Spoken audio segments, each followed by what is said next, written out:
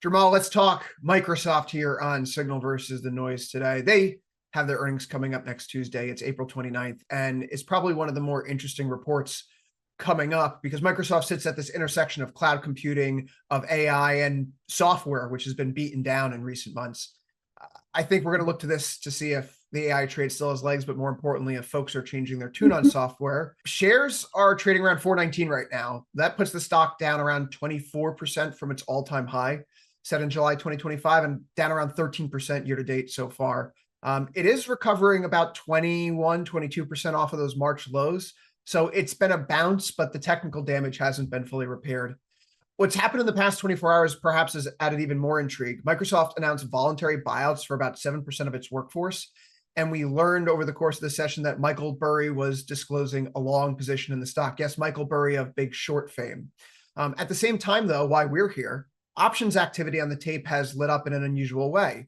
More than $10 million in puts were bought at the ask, with both positions expiring after earnings. Jermal, break down this trade for us.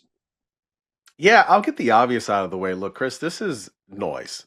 In that, I mean, this is not a trade that signifies that Microsoft is going down, or this is not some conspicuous trade that you're looking at and like, oh, what's going on here? I mean, this is likely noise. This is likely somebody who is maybe even hedging, or maybe they're picking their chance to short Microsoft, if you will, short deltas, in that they expect it to fall, and understandably so. You mentioned what's going on with the software stocks, but taking a look at these two trades, two different terms, and they were executed around the same time.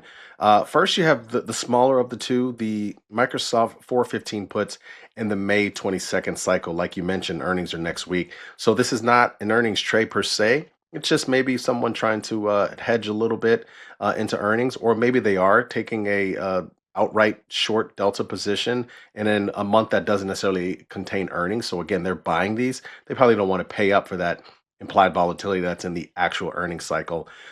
So this one, the big trade we see here is about 996. And the cool thing we like to do here on signal versus noise is look at execution, right? And as you can see, usually we'll see if it's a facilitation trade done with banks, trading desks versus sort of the prop firms against that trade who are taking the other side. Usually that'll be signified by a floor.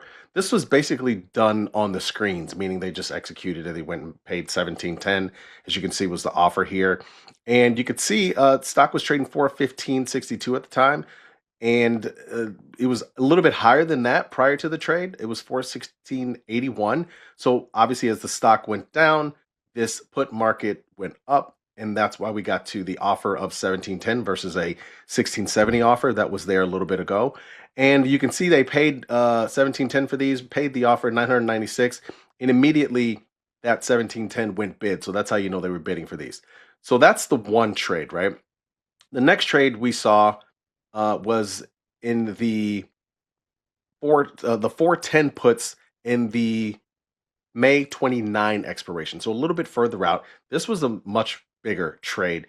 They traded 1510, a little closer to the ask, and this is a little bit of a wider market, but it tells you just how liquid Microsoft is that they can get filled on 5,722 of these. So this is about 8 million. And as you said, in total, this is 10,000 contracts.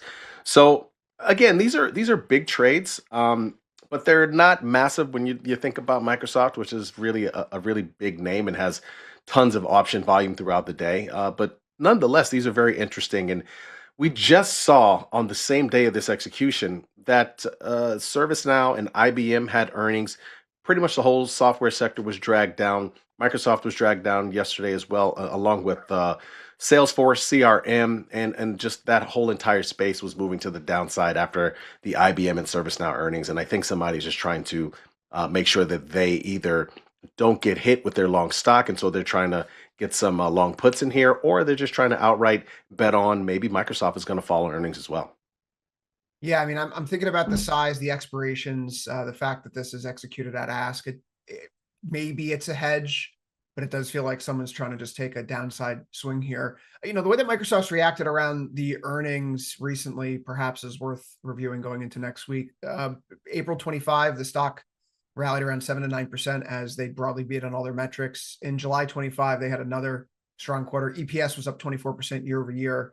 Shares were up around 9% after those earnings into an all-time high. But when you get into October, while they beat again, the market starts focusing more on their 2026 fiscal capex number and not much of the what have you done recently, but how much is this all going to cost?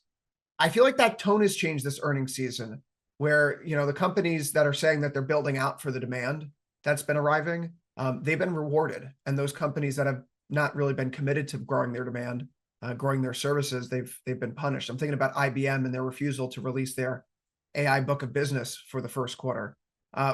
What's the backdrop here, Jermal, from your lens with Microsoft? Is it more of the AI story, or are you thinking about Microsoft more along the software side of the business where, in fairness, it looks like more of those software names than anything related to semis right now? Yeah, I mean, it's almost a combined story, right? Like a lot of people have been talking about how AI has been eating software's lunch, and that's what we've seen. I mean, from this drawdown at the end of January all the way down, basically through a lot of the conflict that we dealt with. As a matter of fact, software stocks were some of the first that were bought up during the downtrodden days in the market, and we saw that with Microsoft more recently.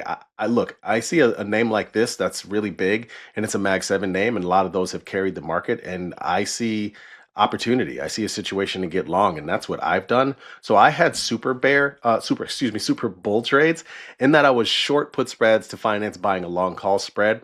After this move that we experienced here, I actually closed out my short put spread because it was more of a risk to the downside. At that point, it was only worth maybe a buck 50, and so I closed that. And now I'm just long a call spread. I'm long the 425, 450 call spread heading into earnings. I typically don't hold things like this, but I am going to, and I'm in the regular May cycle, which again is a little bit. It's going to be affected by earnings, but it doesn't have the earnings premium, so that's why I like having that trade on. Jermal, do you make anything of the Burry angle? I know that we're paying more attention to the actual activity on the options tape, but yesterday he disclosed longs in Microsoft and other beaten down software names like Adobe, Autodesk, PayPal, Salesforce. Is there more signal to someone like that, or is this all just noise right now? It's a lot of noise, but I will tell you, in general, I don't really pay attention to people like Michael Burry who are making big positions unless they're doing it in the same direction as me. And so in this case, I actually like the idea. I mean, look, like I said, this is a massive name that's down and the whole sector is down. I find there's a lot of opportunity there. I totally understand why he's doing it. Well said, Jermal. Microsoft reports next week, April 29th. We've had some big moves on the options tape. What do you think? Is this signal versus noise? Let us know in the comments below. And you've been watching Signal versus Noise. Like and subscribe for more videos. Thanks for watching Tasty Live.